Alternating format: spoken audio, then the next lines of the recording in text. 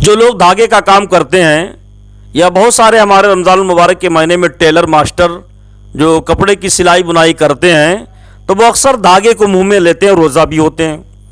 لیکن آج تو دور میں بہت ہی کمی لوگ روزہ رکھتے ہیں، ٹیلر ماسٹر لوگ، لیکن بہت سے ایسے بھی ہیں جو بیچارے روزہ رکھتے ہیں۔ سب کو نہیں کہا جا سکتا کہ روزہ نہیں رکھتے ہیں، بہت سے ہمارے بھائی جو روزہ رکھتے ہیں۔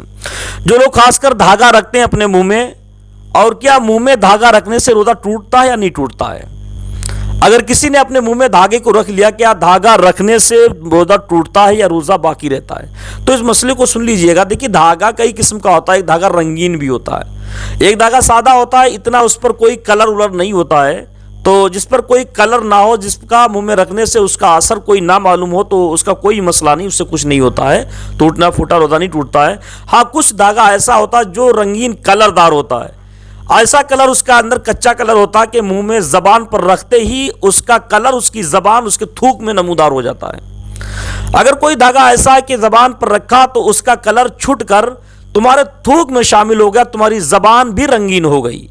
اگر ایسا دھاگا ہے کہ جس کا تم نے زبان پر جس کو رکھا، تمہاری زبان پر اس کا اثر ظاہر ہو گیا، اس کا کلر تمہارے منہ میں تمہارے تھوک میں شامل ہو گیا، وہ تھوک تم نگل گئے تو اس کا اثر حلق کے نیچے اتر گیا، تو ایسا دھاگے سے روزہ ٹوٹ جاتا ہے۔ ایسے دھاگے سے روزہ ٹوٹ جاتا ہے۔ ایسا دھاگا منہ میں رکھنے سے روزہ ٹوٹ جاتا ہے۔ اگر تمہارا تھوک رنگین ہو جائے اور تھوک تمہاری حلق سے نیچے اتر جائے گا تو روزہ ٹوٹ جائے گا۔ رمضان المبارک کے مہینے میں جو ہمارے نوجوان بھائی روزے کی حالت میں شیو کراتے ہیں، یعنی داڑھی بنواتے ہیں، بگڑواتے ہیں۔ داڑھی کو بنوانا نہیں کہتے ہیں، جو داڑھی کٹواتے ہیں ان کو بنوانا نہیں کہتے ہیں، بلکہ داڑھی کو بگڑواتے ہیں۔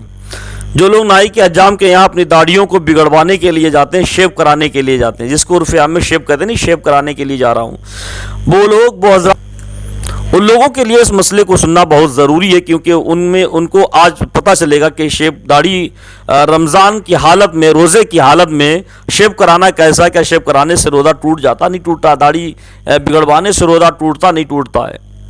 بہت سارے ہمارے نوجوانوں کو اس مسئلے کی واقفیت نہیں ہے کہ رمضان المبارک کے مہینے میں شیو کرانے سے روزہ ٹوٹتا نہیں ٹوٹتا ہے۔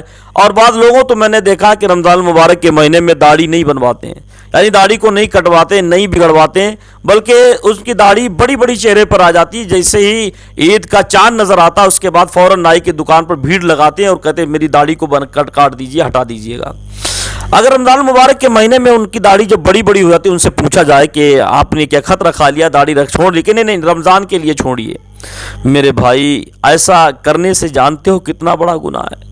تو نوجوان کہتے ہیں نہیں داڑھی رکھی نہیں ہے، صرف رمضان المبارک کے مہینے کی تعظیم ادب کے لیے میں نے داڑھی کو چھوڑ رکھا، رمضان کے بعد پھر اس کو ختم کر دوں گا، اس کو پھر رمضان کے بعد اس کو ہٹا دیں گے، اس کا شیپ بنا دیں گے، ابھی رمضان کے روزے رکھتا ہوں اسی لیے میں نے داڑھی کو نہیں کٹوایا ہے۔ لیکن میرے بھائی تیری نیت ہی ٹھیک نہیں ہے۔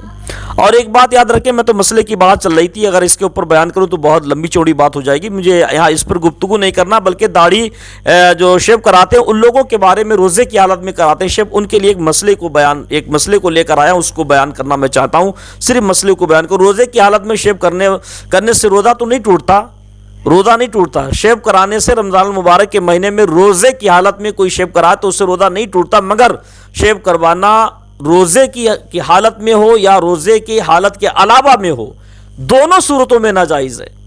چاہے آپ روزے کی حالت میں شیو کرائیں تب بھی ناجائز ہے، اور روزہ نہ ہو تب کرائیں تب بھی ناجائز ہے۔